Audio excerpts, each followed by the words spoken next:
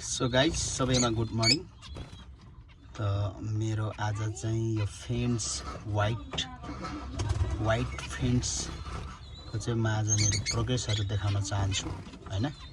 मसँग चाहिँ लगभग वाइट फेन्स हल्का डर त छ तर पनि मसँग 4 जोडी छ हैन।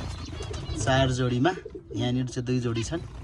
यो पनि फुल एडल हो र यिनीहरूले नि गुड चाहिँ ओसार्न थालेका छन् तर एउटा मात्रै मड्का दिएको छु, अर्को मड्का लिएको फुटिहाल्यो। अनि म यिनीहरूलाई चाहिँ यस्तोहरू दिन्छु, परदेखि नै अन्डा। अनि यो त उसको खानेकुरा भइहाल्यो। यसको भित्र के छ यो पनि हेर्नु है।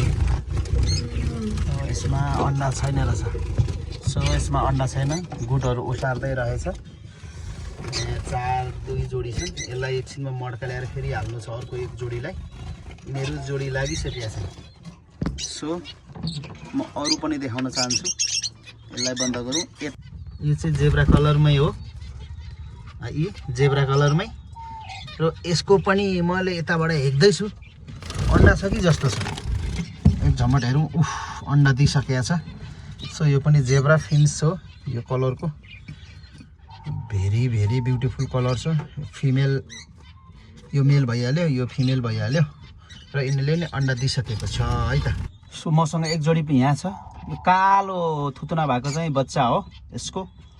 यसले 5 वटा बच्चा निस्केकोमा 3टा बच्चा चाहिँ भागेछ सानो पालबाट। र यसको अर्को बच्चा माथि एउटा छ यो कुनामा। अनि यसको भित्र के छ भने अन्डा दिइसकेछ हो अन्डा आइसकेछ। सो यसमा अन्डा आइसकेछ। अनि यसको बच्चा चाहिँ क्यामेरामा ठोकिँदैछ। यसको बच्चा यो 2टा हो, यो एउटा अनि यो। ल भर्खर सेल बच्चा यत्रो भएको छ, आमाले अन्डा पारिसकेछ। सो गाइज मेरो चाहिँ यस्तो छ है जेब्राको चाहिँ प्रोग्रेस। म अन्डा दिन्छु हप्तामा 3 चोटि। अनि यो त यो भइहाल्यो। ल थ्याङ्क यू।